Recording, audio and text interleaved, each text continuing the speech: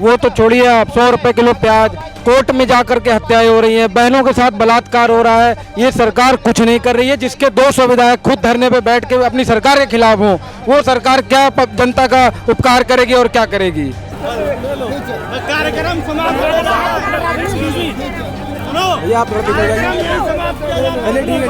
देश महंगाई की तरफ जा रहा है। महंगाई से गरीब जनजीवन त्रस्त है, लोग परेशान है। एक इन्होंने काला कानून पास किया है, संविधान की आत्मा को ठेस पहुंचाई है। नमस्कार, स्वागत है आपका नेटरिक न्यूज में। मैं हूं आपके साथ जोहम रबा। नागरिकता कानून के विरोध की आग में एक तरफ देश जहां पूरा धू कर जल रहा है, देश के कई इलाकों में स्थिति को नियंत्रण में करने के लिए धारा 144 लागू कर दी गई है। राजधानी दिल्ली में भी कई इलाकों में प्रदर्शन ने हिंसक मोड़ ले लिया, जिसके बाद पुलिस और प्रदर्शनकारियों के बीच झड़प देखने को मिली। कई जगहों पर पुलिस और प्रदर्शनकारियों के बीच जमकर पथराव भी हुआ। वहीं सड़कों पर कई जगहों पर बसें और पुलिस चौकियों को फूंक दिया गया। उत्तर प्रदेश के कई जिलों में प्रदर्शन का असर साफ तौर पर देखने को मिला। गुरुवार को देश के बिगड़ते हालातों को लेकर यूपी के गाजियाबाद में समाजवादी पार्टी कार्यकर्ताओं ने जमकर विरोध प्रदर्शन किया। देश में किसानों, नौजवानों की स्थिति, रोजगार, बढ़ती महंगाई, महिलाओं के लिए असुरक्षित माहौल और नागरिकता संशोधन कानून को लेकर सैकड़ों सपा कार्यकर्ता सड़कों पर उतर आए। प्याज की बढ़ती कीमतों के विरोध में अपना विरोध जताने के लिए पार्टी के कार्यकर्ताओं ने गले में प्याज की माला पहनकर नारेबाजी करते हुए नजर आए। मौके पर पहुंचे हमारे संवाददाता वसीम सब्बाक ने कार्यकर्ताओं से बातचीत कर उनकी मांगों को जानने की कोशिश की। नमस्कार, स्वागत है आपका नेटरिक न्यूज में। आपके साथ मैं हूं वसीम सब्बाक। नागरिकता संशोधन कानून को लेकर देश भर में प्रदर्शन चल रहा है। हम आज आपको दिखाना चाहते हैं गाजियाबाद में किस तरीके समाजवादी पार्टी के कार्यकर्ता हैं जो CAA के विरोध में प्रदर्शन कर रहे हैं। अपनी मांगों को लेकर उनके हाथों में तख्तियां हैं, जिसमें देख सकते हैं आपकी विद्युत दरों को लेकर इसमें प्रदर्शन है, प्याज को लेकर प्रदर्शन कर रहे हैं, बढ़ती महंगाई के खिलाफ। इसके साथ ही हम आपको दिखाना चाहेंगे किस तरीके से हम बढ़ती महंगाई के खिलाफ लोगों ने प्याज की माला बनाई हुई। सर, हम देख पा रहे हैं जैसे कि आपने प्याज की माला डाली हुई है गले में, क्या उद्देश्य, क्या कहना चाहते हैं? देखिए, आज तक 100 रुपए किलो प्याज कभी नहीं हुआ। वो तो छोड़िए आप, 100 रुपए किलो प्याज, कोर्ट में जाकर के हत्याएं हो रही हैं, बहनों के साथ बलात्कार हो रहा है। ये सरकार कुछ नहीं कर रही है। जिसके 200 विधायक खुद धरने पे बैठ के अपनी सरकार के खिलाफ हों, वो सरकार क्या जनता का उपकार करेगी और क्या करेगी। हमारे साथ समाजवादी पार्टी के और भी कार्यकर्ता मौजूद है। जैसे कि हम देख पा रहे हैं जिला कार्यालय पर आप अपनी मांगों लेकर प्रदर्शन कर रहे हैं, क्या मांगे हैं आपकी? हमारी मांगे हैं, देश महंगाई की तरफ जा रहा है। महंगाई से गरीब जनजीवन त्रस्त है, लोग परेशान है। एक इन्होंने काला कानून पास किया है, संविधान की आत्मा को ठेस पहुंचाई है। धारा 14 और धारा 21 के खिलाफ इन्होंने ये कानून बनाया है। हम सब इस कानून को नहीं मानेंगे। आप देख सकते हैं समाजवादी पार्टी कितने उत्साहित है प्रदर्शन को लेकर, CAA को लेकर प्रदर्शन कर रहे हैं, अपनी मांगों को लेकर सड़कों पर उतर चुके हैं। काफी संख्या में ये कार्यकर्ता मौजूद है, इनसे बात करेंगे कि क्या मांगे हैं, किन मांगों को लेकर? हमारी मांग है NRC को वापस ले केंद्र सरकार, किसानों को उचित मुआवजा दे, बलात्कारियों को फांसी पर चढ़ाए और जो भ्रष्टाचारी है उस भ्रष्टाचार पर अंकुश लगाए।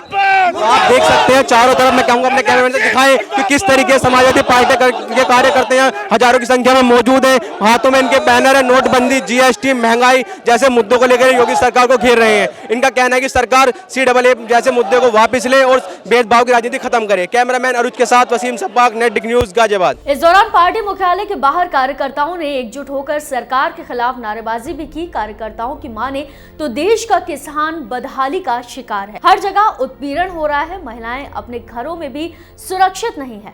ऐसे में हमारे संवाददाता ने इस पूरे प्रदर्शन को लेकर पार्टी के जिला अध्यक्ष हाजी राशिद मलिक से बातचीत की। आप देखिए क्या कहना रहा पार्टी के जिला अध्यक्ष का। जैसे कि आप देख सकते हैं पुलिस प्रशासन को ज्ञापन देने के बाद हमारे साथ मौजूद है समाजवादी पार्टी के जिला अध्यक्ष राशिद मलिक जी। सर, जैसे कि हम देख पा रहे हैं ज्ञापन दिखाए थे, क्या मांगे थी आपकी? हमारी मेन मांग जो है, जो केंद्र सरकार कानून में संशोधन, नागरिक बिल पर संशोधन करना चाहती है, एक ही समुदाय को उसमें टारगेट किया जा रहा है। हम समाजवादी पार्टी के लोगों की ये मांग है कि उस बिल को इस सरकार को हर कीमत पर वापस लेना होगा, क्योंकि ना तो ये रोजगार दे पा रहे, ना बच्चों को सुरक्षा दे पा रहे। पूरे देश में बलात्कार की घटनाएं बढ़ रही हैं, किसान, नौजवान, छात्र बेरोजगार हो चुका है। उन सब को ध्यान भटकाकर ये जो बिल लाए हैं, इस बिल पर सिर्फ और सिर्फ एक ही समुदाय को टारगेट किया जा रहा है। तो हम समाजवादी पार्टी के लोग ये मांग करते हैं कि ये बिल हर कीमत पर इस केंद्र सरकार को वापस लेना होगा, वरना हम समाजवादी पार्टी के लोग सड़कों पर उतरेंगे। कुछ भी हमें करना पड़े, किसी भी हद तक जाना पड़े, हम लोगों को अपनी जान की भी कुर्बानी देनी पड़ेगी, तो हम उससे पीछे नहीं हटेंगे। इस सरकार को इस बिल को हर कीमत पर वापस लेना होगा।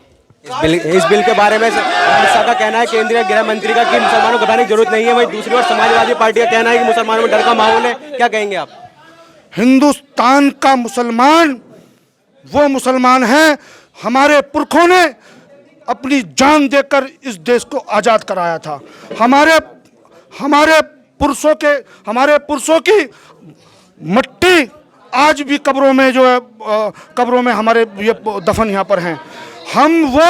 हम उस खून से पैदा हैं कि अगर आप हमारा खून काट के देखोगे, हमारा हाथ काट के देखोगे, तो हमारे खून में से पहले बाद में ब्लड निकलेगा, पहले हिंदुस्तान लिखा निकलेगा। हम उस कौम के लोग हैं। और जहाँ तक रही मुसलमान की डरने की बात, मुसलमान कौम ना कभी डरी है और ना डरेगी। मुसलमान संविधान को मानता है, हम संविधान से डरते हैं। इस सरकार से और मोदी सरकार से, भाजपा से, आरएसएस के लोगों से मुसलमान नहीं डरता। मुसलमान संविधान से डरता है और संविधान को मानता है। जैसे कि हम देख पा रहे हैं उत्तर प्रदेश में लगातार बलात्कार हो रहे हैं, रेप जैसी घटनाएं हो रही है। कानून व्यवस्था पर क्या कहेंगे? कानून व्यवस्था पर क्या कहेंगे उत्तर प्रदेश की कानून व्यवस्था पर? जैसे कि हम देख पा रहे हैं उत्तर प्रदेश में लगातार बलात्कार हो रहे हैं, कानून व्यवस्था पर क्या कहेंगे उत्तर प्रदेश की? उत्तर प्रदेश की कानून व्यवस्था एकदम ध्वस्त है।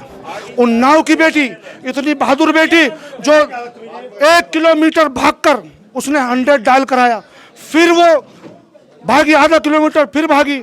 उस बच्ची को जब अस्पताल में भर्ती कराया गया, तो हमारे राष्ट्रीय अध्यक्ष जी के आह्वान पर हम लोगों के एमएलसी और विधायक वहाँ गए, उनको मिलने नहीं दिया गया।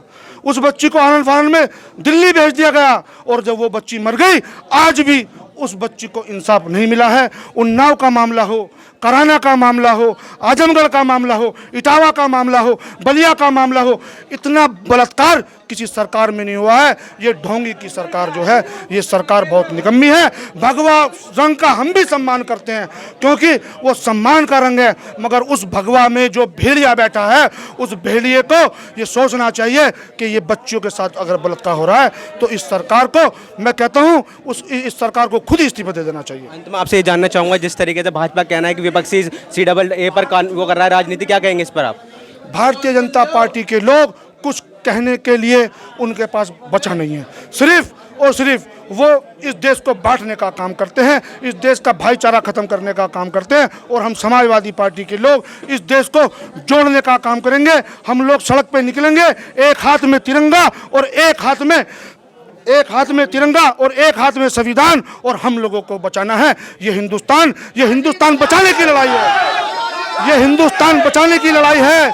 ये हिंदुस्तान बचाने की लड़ाई है। ये लोग इस हिंदुस्तान को बेचने का काम कर रहे हैं, और हम समाजवादी पार्टी के लोग इस हिंदुस्तान को टूटने नहीं देंगे।